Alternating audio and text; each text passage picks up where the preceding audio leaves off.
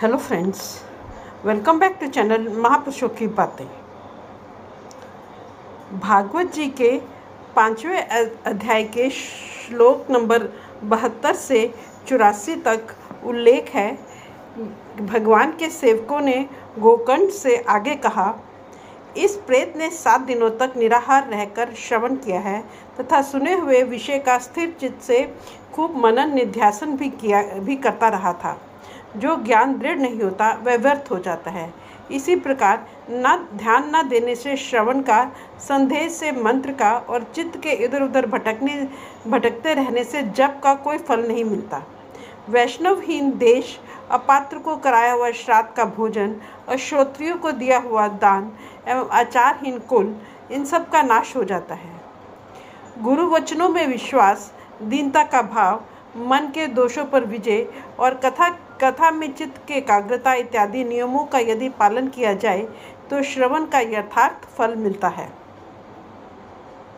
यदि ये श्रोता फिर से श्रीमद् भागवत की कथा सुने तो निश्चय ही सबको वैकुंठ की प्राप्ति होगी और गोकर्ण जी आपको तो भगवान स्वयं आकर गोलोक धाम में ले जाएंगे।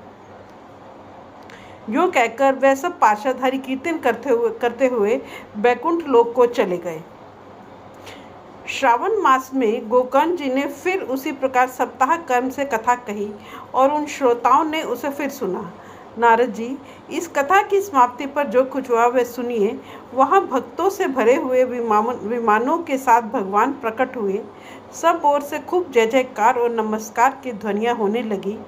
भगवान स्वयं हर्षित होकर अपने 5 जन्य शंख की ध्वनि करने लगे और उन्होंने गोकर्ण को हृदय से लगाकर अपने ही समान बना लिया।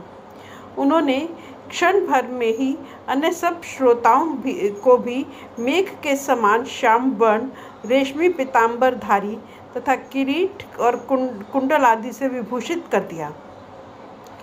उस गांव में कुत्ते और चंडाल पर्यंत जितने भी जीव थे वे सभी गोकर्ण जी की कृपा से विमानों पर चढ़ा लिए गए तथा जहाँ योगी जन जाते हैं उस भगवत धाम में वे भेज दिए गए। इस प्रकार भक्त वत्सल भगवान श्री कृष्ण कथा श्रवण से प्रसन्न होकर गोकर्ण जी को साथ ले अपने ग्वाल बालों के प्रिय गोलोक धाम में चले गए। फ्रेंड्स, अपनी इस वीडियो को आज हम यही समाप्त करते हैं। अगले वीडियो में आके पढ़ेंगे। Thank you.